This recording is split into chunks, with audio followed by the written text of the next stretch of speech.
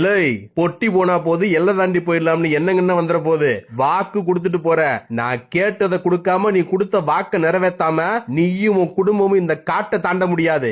அதையும் மனசுல வச்சுட்டு போன்னு ஐயனார் சொன்னதும் நாம நினைச்ச எதையும் பண்ண முடியாது, நடக்கிறத நடக்கிற மாதிரியே ஏத்துக்கிறோம்னு மனசை மாத்திக்கிட்டு தப்பிச்சு போற முடிவை குழி தோண்டி மனசுக்குள்ளேயே புதைச்சுக்கிட்டு ஐயனார் கேட்ட படையலுக்கு உண்டான ஏற்பாட பண்ண ஓட்டமும் நடையுமா வண்டி கிட்ட போறான் சின்ன. அங்க சின்னனோட பொண்டாட்டி தான் பேர பிள்ளைகளை மடியில போட்டு தட்டி கொடுத்து தூங்க வச்சவ அவளும் ஒரு கட்டத்துல தூங்கி போயிடுறா. வந்த கலப்பு அவளை தன்னை மறந்து தூங்க வச்சிருது. அது சின்னனுக்கும் தோதா அமையுது. வண்டியில இருக்க பொருட்களை தேவையானதை எடுத்துக்கிட்டு காட்டுக்குள்ள இருக்க பழங்களை தேவைக்கு பறிச்சுக்கிட்டு ஐயனார் கேட்ட படையில குறையில்லாம போட்டு முடிச்சதும் சின்னனுக்கு ஐயனார் கொடுத்த வாக்குப்படி மனசார ஏத்துக்கிட்டு மனசரங்கி வழி கொடுக்கிறாரு. ஐயனார் சொன்ன மாதிரியே சின்னனும் அவர் கண் பார்வையில இறக்கி வச்ச பொட்டியை தூக்கிக்கிட்டு ஐயனாருக்கு இடமிருந்து வள வந்து வண்டியை நோக்கி போறா. முன்னாடி சுத்தி தெரிஞ்ச தீய சக்தி எதுவும் இல்லாம பொட்டி ரொம்ப கணக்காம எட்டு வச்சு நடக்க ரொம்ப சுலபமா இருக்கு. அதனால சின்னனு விறுவிறுன்னு நடக்க ஆரம்பிக்கிறான்.